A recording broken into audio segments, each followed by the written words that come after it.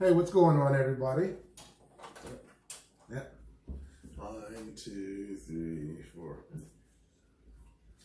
Hey, what's going on, everybody? This is AppleFUNk, and welcome back to the channel.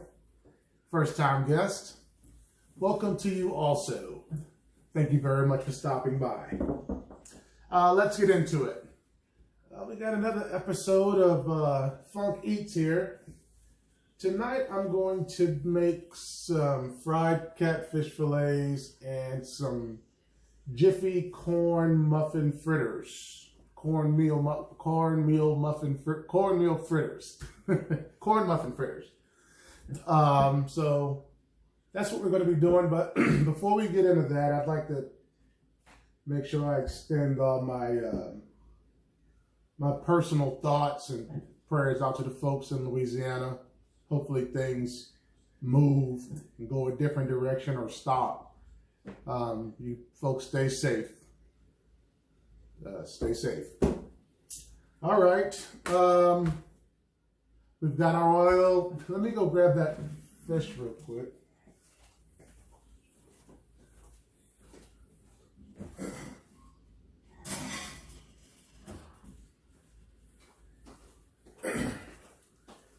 All right, we also have our fish. I've got water in case I get thirsty. And I do have a fire extinguisher closest right there in the corner next to the refrigerator, so we do need to think about safety if you're going to be using an appliance like this inside of your home, which they are, you can. It is for indoor use, but just make sure you're being safe. Okay, let me take this foil up here. My sunflowers are about done. You know, I put the last packet in. I think I'm only going to get a few more days and they're out. But they were beautiful when I first brought them home about a week ago. Okay, let's get this oil on. I preheated it. We need to get it up to about 350 degrees, 365 degrees. They say when you can fry a square of bread in it, it's ready. But since we have a digital thermometer, we'll go ahead and use that now. And I can see that it's climbing. And I'm going to eyeball a lot of it. Most of it's going to be eyeball.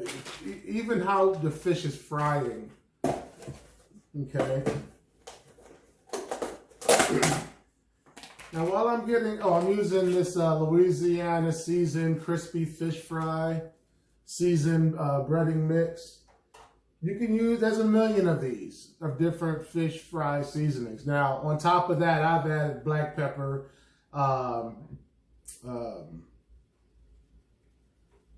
onion powder, garlic powder, and not cayenne, but chili powder. Okay, just on one side because this has seasoning in it and I don't want to overdo that, but I wanted a little more than it's going to give me. But I didn't add too much, okay? I did not add too much. Let's go ahead and cut this off until we're ready. One thing about these, they heat up really quick, so you got to keep your eye on them. You don't want them to get out of control because then you got to wait forever for your oil temperature to come back down. So I'd rather it be cooling down while we get set up. And we got a lid, so we'll take our first fillet and we'll lay it in our bin here. Let's seal it. My wife gets these plastic bins. You know, they're perfect for everything, for lunches, and you don't care if you lose them, you know, so they come in handy. You buy a pack of like 300 of them. Okay, so let's get this back on. Temp should be cool. Let's check it out one more time just to make sure. Like, I don't know if I said it, but I hope everybody's having a really, really great day. You know, a really, really good night. It's a little late, but I figure after this I'll probably go in there and play my game a little longer.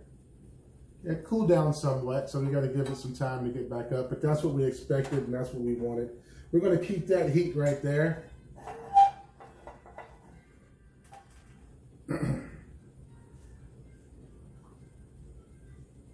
You know, this becomes really important if you're deep frying. I've had that situation where I didn't have the, that's good enough right there. It'll keep climbing. Like I said, I'm going to eyeball it, and I'll give you the numbers, but I'm not necessarily going to follow those numbers, okay? So I'm going to lay my fish in here. Okay, and I can tell by that way I need to cut it up. I can tell by the way it's fried. Like I said, you'll be able to tell by how it fries what you need to do. And plus you need to keep up with the temperature because you just put a bunch of cold fish into a bunch of hot grease. Okay? And so we're going to go ahead and, I don't want it all the way up high. It's going to wind up getting away real fast. Plus I'm about to shock it again with this next piece of fish. So, well, you know what? This piece here needs to be done a little bit better. Okay. Let's lay this other fillet in here. I'm thinking I can get all three in here. That would be pretty sweet. And I've been thinking about the format of Funk Eats. How's it going to play? What do I want to do? And what I'm thinking is that while I'm cooking a specific food, I think I'm going to talk about whatever my earliest memory is of that particular food. I think that would be fun. I don't know how long that would last, but I do know that just trying to fill time talking about the state of a fillet of catfish is challenging. Not impossible, but challenging.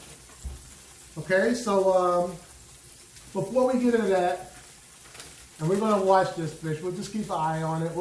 It'll get golden brown, flaky with a fork. It'll flake.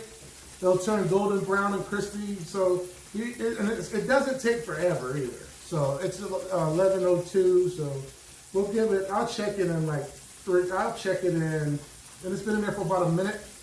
I'll check it in 2 more minutes and see if I need to flip it. Okay, so basically the internal temperature of the fish is supposed to be 145 degrees. That's the safe recommended temperature for the inside of the fish. The oil temp should be 365. For the fritters, the oil temp is 350, and it's 1 to 2 minutes on each side. Now in the fritters, we have one of those fields of Jiffy mix. See, I can start smelling it now. Okay, we have one of those boxes of Jiffy mix. We have some corn, jalapenos, a couple of eggs, some milk, sugar, and shredded cheddar jack cheese. My wife mixed it for me. I was going to use a mix, but she makes it much better. So I'm going to spoon drop those into this oil. No, we're still not there yet. We got a little ways to go. Yeah. Let me see. Did I cover the things that I wanted to cover on that? Yes, I did. Okay. I was laughing when I started thinking back on my earliest memories of catfish, and it was always centered around. I was raised in South Carolina. Okay, I was born in Bronx, New York. But it was always centered around catfish and church. You know, there was always a fish fry. There was always, we were always selling fish. We were either cooking fish, eating fish, catching fish, or selling fish. I mean, we used to go to the different flea markets and sell fish. And you'd also sell the plates where we'd make hush puppies or fries and catfish fillets. And you'd sell them for like you know, I don't know what it was back then, what, $5, maybe $10 a plate, something like that, but it was a lucrative business. You know, folks loved their catfish when it's cooked correctly. It's still not ready yet. So yeah, that was I put catfish out to church. Every get together there was catfish. Every single get together. I also remember a lot of bones, and I was having to. Them always telling us we had to eat the bread, keep bread, so that if you choked, it would push the bones down. So yeah, we ate a lot of fish, a lot of catfish. Or the hush puppies. The only thing that came to mind as an early memory was this restaurant called Earl Duke's in South Carolina, Orangeburg, South Carolina. And boy, it had this stuff called hash. Oh, it's so good. And they used to have hush puppies there.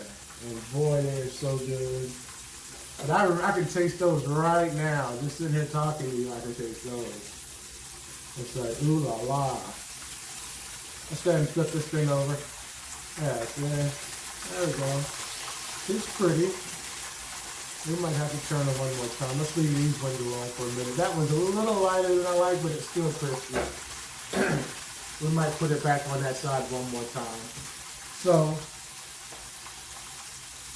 yeah, I spent a lot of today working on one of my other series, my Funk Spins series, where I was working with yarn.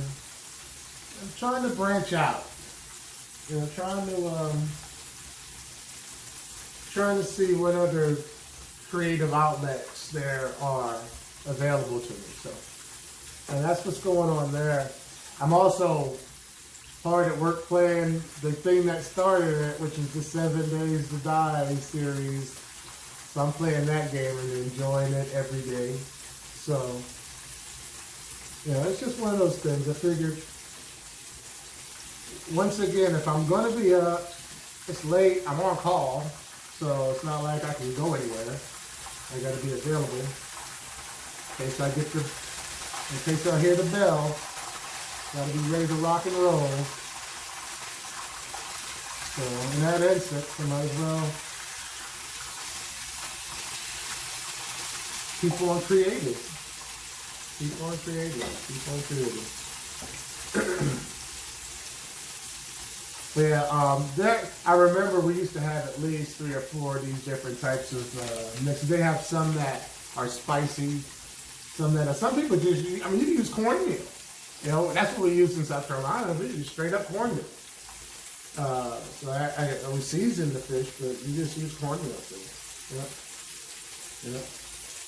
But I definitely want to bring a lot of that, of my Southern style bring up and cooking, and plus the Texas piece with the ribs and the barbecue. I love doing those things. I love that flavor in that food. It's getting to the point almost where I can't eat out hardly, and that's a little upsetting. There were some fast food chains I really, really enjoyed, and now I can't eat at them. So that's a little upsetting, but it's being replaced by food that, you know, we're cooking here at the house. It feels much better. I have a lot more energy and it tastes much better. So I guess that's an all-around win. I don't understand the problem. So there that is. Yeah, they're cooking up nice. Give this batter a stir. Let me go get a whisk real quick.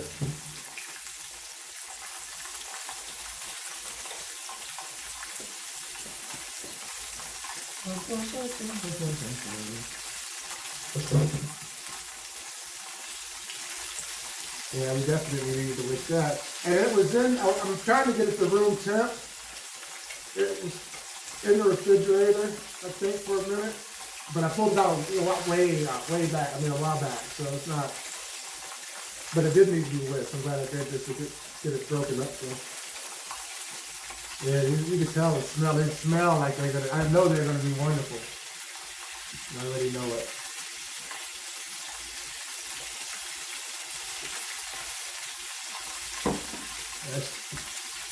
It's starting to sizzle and pop now. What time is it? Okay, so it was 11:02, right? When we looked last time, it was. So 8 minutes had passed with our fish in there. And my main thing is I want to make sure this side is brown, because when I flip it one more time, it's only going to stay there for that long, and it's coming out. And then we'll probe it to see if, when I think it's done, if the probe agrees with that 145-degree temperature. We'll probe it before I pull it out. I'll say when I think it's done. See, that little piece, it should be good to flip on the other side and then get ready to pull out. Oh, be careful there. There we go. And that's one of the things you got to be careful when you're doing this.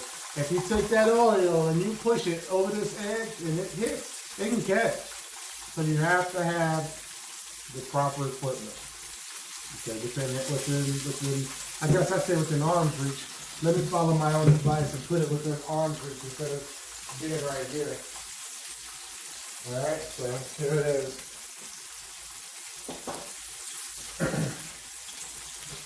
Okay, this piece is done. Where's my temperature monitor? Come on, get in there.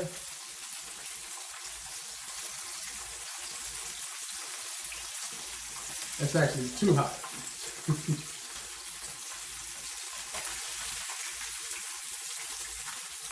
Alright, so we got that piece out. Okay, I should be able to flip these other two. Oh, there we go. That's nice and brown. That's what I'm looking for right there. So, and I think that was a minimum temp. That's not a max. That's a minimum. So, okay, I just thought about that. All right, we can cut this down on low, because we're going to take it out here really quick. All right, we're going to go ahead and cut that off for right now so we can stop that oil from getting any hotter. Let's strain some of this oil off. Tonight we did use vegetable oil, so you know, I could have used peanut oil, but by the time I recognized it, I already had it. I already had put it in the pot before I looked down and saw the big jug sitting there still. So, okay. So here we go. We got our catfish fillets. We'll put those off to the side, and we'll go ahead and start spooning in our fritters. These are only going to cook for about 1 to 2 minutes on each side. So let's cut that oil down. It's already hot. It's ready to go. Let's take this and get that off of there. We're going to use this. Let's get this temperature gauge out of the way. All right.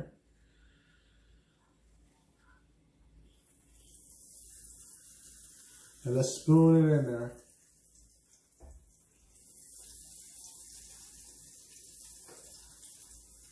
But yeah, I can't wait to get into some good collard greens and some black-eyed peas and some oxtails and some of that, just that good feeling food to you. You got to get it on there quick before it starts running, because otherwise it's going to splash, and I don't want that. Okay. We'll put these here. And, you know, it's like I said, 1 to 2 minutes, but we can look at them and tell. So right now, 11:14, so we'll turn them over when we think they're ready. Yeah, those are looking good. I'm sure you can see those. They're looking really good. Now I can't eat all of this, but that's one box. I'll probably take some to my coworkers. A lot of times if I make something, I'll take it to work and I'll give it to some of my coworkers. Let them try it. If I have a bunch of something, or in this case, I'll have an abundance. But this is enough for my lunch tomorrow too. So I think we should be ready, just about ready to start flipping here. Let's, yeah.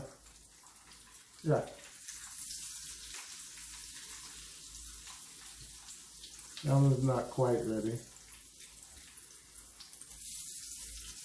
Trying not to do too much splashing. Let's get that one off into the hot spot. This one might be ready.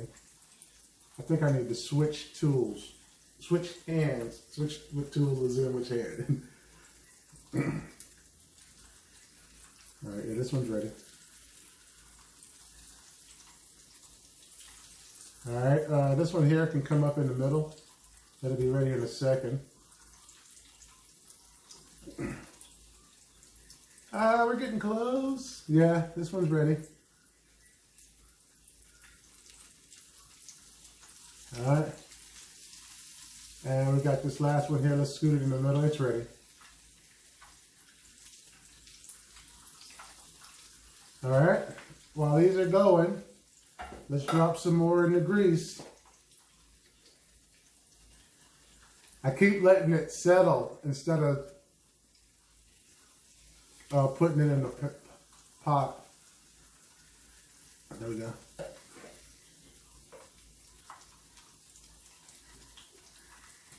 Let me move this guy over. And they're ready to be taken out. We'll get one more in there. I thought I might need my tongs, but I don't. So, are we ready yet? No, we're not ready yet. We got about another 45, maybe 50 seconds on these. It came out nice and golden brown. So that's what I'm talking about. Okay, let's look at this one over here. Yep. I'm wanting them to be done faster than they're getting done. Let me leave them alone. I definitely don't want them to overcook because they're going to continue to cook a little bit once I pull it out. All right, this is good. Get off of there.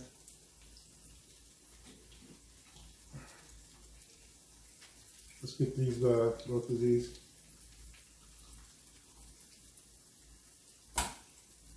It's good. Both sides are good.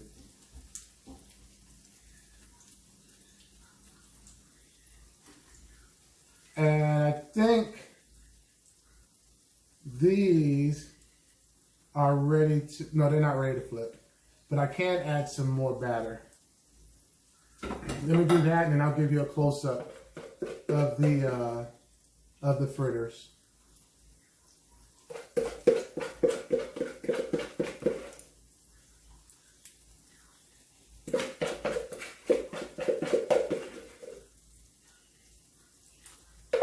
Okay, so that's good.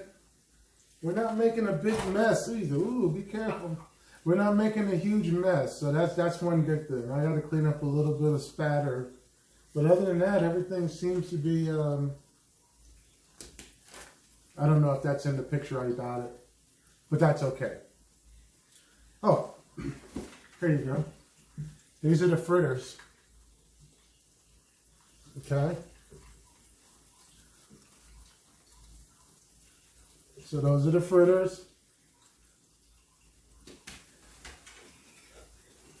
Let's, I think we're almost ready to start flipping some of these. Now I've lost track of which ones. Yeah, so that's a good flip right there. That one's not ready. This one's not. If you push them and they're squishy, you know they're not ready. If they're sort of firm, a little firm, we're tight, not firm, but tight to where you can push it and it not just completely Give it, then you're ready. It's got to have some firmness to it. Otherwise, you won't be able to do anything with it. See, like this one here, I can't. No, see how squishy? When I say squishy, that's squishy. Hopefully, you can see what I'm talking about. This one should be ready. Let's maneuver some of these out of the way. This one here, so I could tell because it was firm, firmer. Not totally firm. This one here is ready. There we go. We got 3 more in there that we got to wait on. So let's give it a little bit.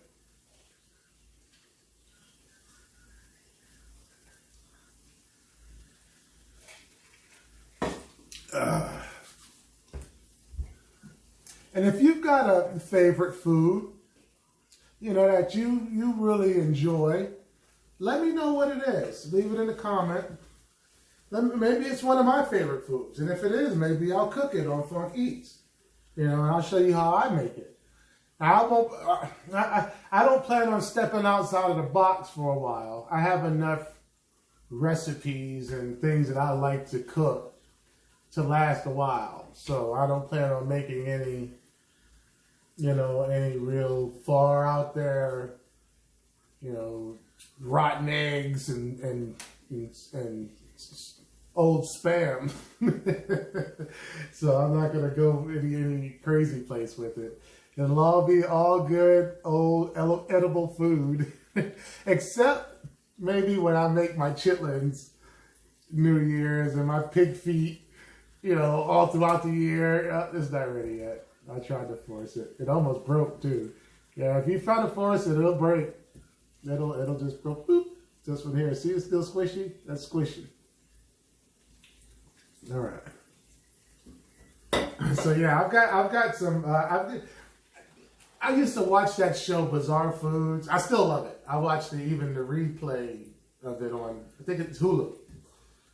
And a lot of the stuff he goes around eating, I eat all the time. I mean, that's just part of my regular diet. Now, the amount I've eaten has shrunk, but the variety of foods, you know, we consider ourselves, we're not foodies, but we love good food. I don't know if we've had great food yet. I don't know. I don't know what if, you know, you talk about 5-star restaurants, and I don't know if I believe the hype. You know what I'm saying? I mean, I just don't believe, I don't know if I believe the hype on that whole thing. And I'm not talking about the dining experience portion. I understand the need for that. Civility. You know, everybody coming with the same purpose, to have a good time. No one's more important than anyone else in that place. That's necessary, definitely. But the taste. You know, most of them go, how do they do it? I love them on the TV show. Let's check these. Hold on. I love when we have the television chefs. And they do it all the time, and it really upsets me. A couple of them do it more than others, but I'm not going to bring anybody up by name, but it's hilarious. I'll show you what they do here in a minute. Let me get this. Let me check it. Yeah, we can start pulling these out. Oh, I got it. And I'll put you here. I'm going to show you what they do. Because we're almost ready to taste test this stuff. Yeah. Oh, that one's not ready. This one is.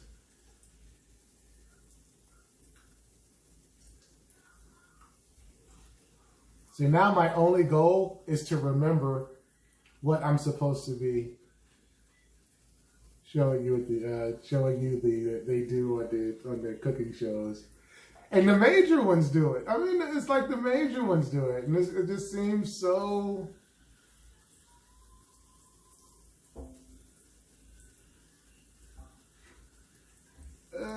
Yeah, that one's actually, yeah, ooh. And they're not going to be breaded on the inside. They're going to be a gooey, not gooey, but bread / gooey, okay? You'll see when I break one open. This one might be, okay.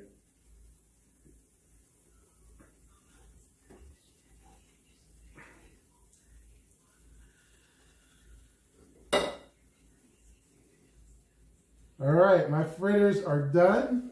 Let me give you guys the close picture. They smell wonderful, by the way. Yeah, there we go. Nice and purdy. Are these off? Let me cut this off. Okay, so my fire is off. We're going to verify. That's off. So we're done. No danger. Fire watch. We'll make sure we keep an eye on it. You saw the fish and you saw the fritters. And that's what this video was about on Funk Eats. Now I'm going to be on the television camera. Oh, let me do this first. Okay, so let's take one of these fritters and I'll break it open for you. And I'm not too worried because if anything ever doesn't turn out right, I'm going to edit it out. You'll never see it. I'm just kidding. But here we go. So here's our fritter. Okay? And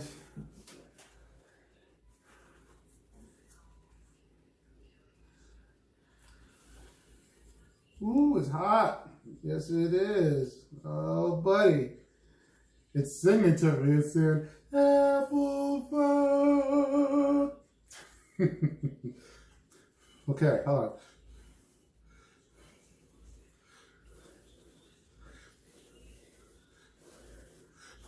I'm gonna pass out.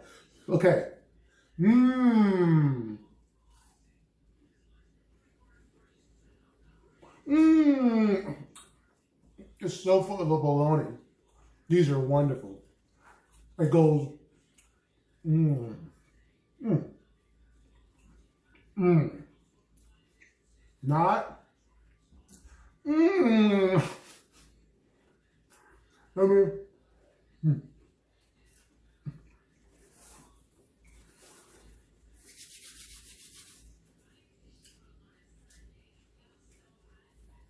Let me go ahead and try a piece of this fish. See what we think about that. Oh yeah. And what I meant by flaky,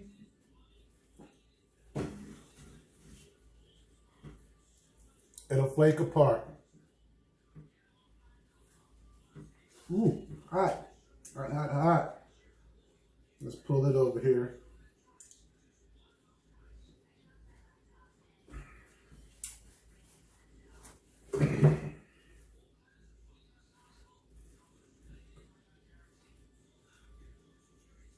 All right. Oh.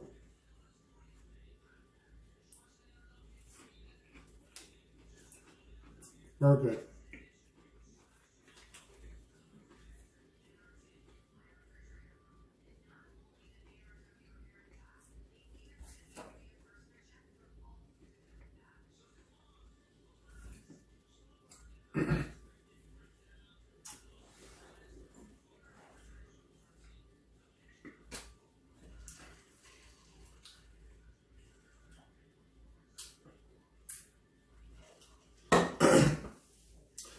That tastes great. I'm really going to enjoy it. This has been another episode of Funk Eats. Thank you very much for watching. You guys have a wonderful day. Guys and gals. Gals and guys. Have a wonderful rest of your night and hopefully your weekend goes well.